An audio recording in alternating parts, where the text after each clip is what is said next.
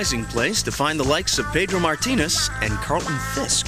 It's a wonderful way to interest people in art because so much of our society, whether we like it or not, is very interested in sports. Susan Miller Havens didn't begin her art career until after she'd been a practicing psychotherapist for several years. I was fascinated by the relationship between the mind and the body, and art was always there. I was always doing something in art, and I thought, you know, art's just another way of communicating what you think you know about life. And if you can interest the viewer in noticing the subtlety about an individual, maybe you've done something. And the baseball thing just came along because a friend of mine said to me one day, baseball players wear white uniforms, why aren't you doing white uniforms? And I said, why not?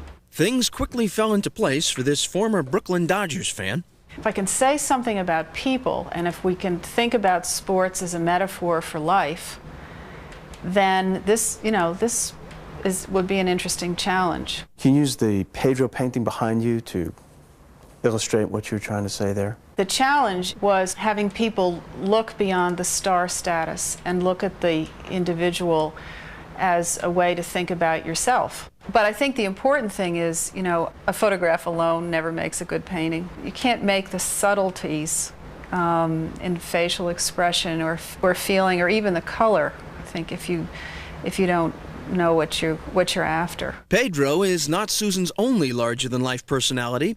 Her 8-foot Carlton Fisk hangs in the Smithsonian's National Portrait Gallery. What he liked about that, and what I was trying to say, was that I was painting him as a catcher and as a person who wasn't owned by anybody. That it might not have been easy to be on the same team with him, but his standards were exceptional. Susan's goal is not to make us Red Sox or Celtics fans, but to have us stop and look and maybe learn something from our American obsession. Life, like in sports, it's both simple and it's complex. Sometimes you win, sometimes you lose, and a lot of times you fail, and you have to pick yourself back up and drag yourself either to work or down the field.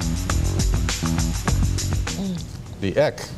Yeah. Dennis Eckersley. Interesting stuff. And Chronicle will be back after.